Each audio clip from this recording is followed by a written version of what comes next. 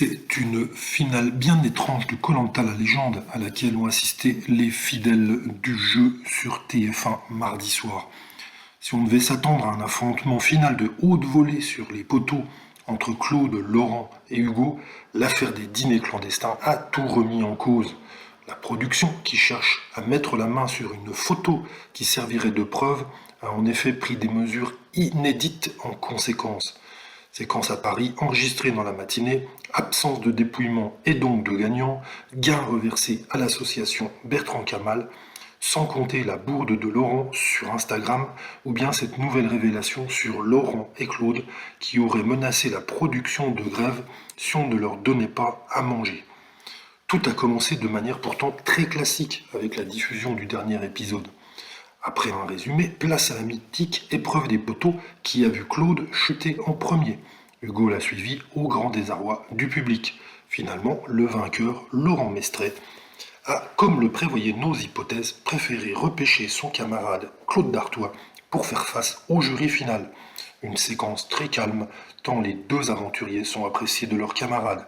À l'issue du vote des 13 membres du jury, c'est Denis Brognard qui a pris le relais à Paris d'une émission donc enregistrée dans la matinée.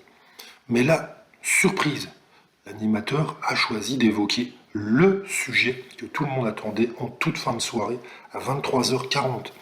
Des affaires expédiées en quelques secondes, Denis Brognard évoquant simplement un petit groupe d'aventuriers concernés par ces dîners clandestins, sans vouloir donner de nom, ni même lancer un débat, confronter les fautifs ou réclamer des explications.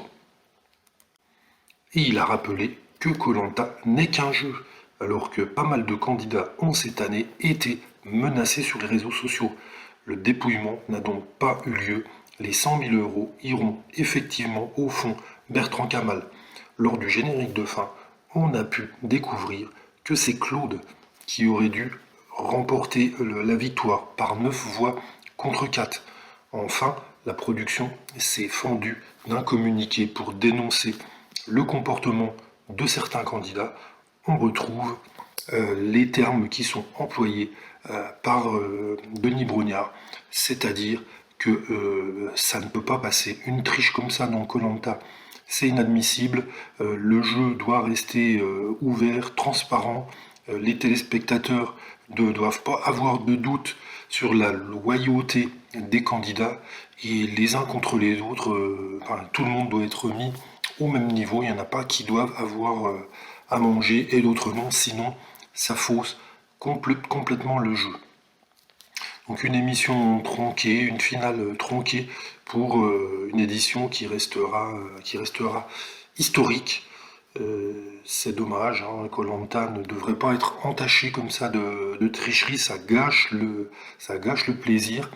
On comprend que la fin tenaille les candidats, que c'est très difficile de continuer le jeu quand on a l'estomac vide, mais voilà, quand on s'inscrit à un jeu comme ça, surtout de la part de candidats qui ont beaucoup d'expérience, on s'attend pas à voir des comportements comme ça, et c'est bien dommage, et certainement que la décision de Denis Brognard et de la production est la bonne.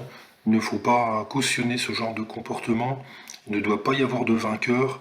Mener une enquête, c'est difficilement envisageable, comme dit Denis Brognard, ce n'est qu'un jeu, on n'est pas au tribunal, et les 100 000 euros iront pour une bonne cause, et c'est très bien ainsi.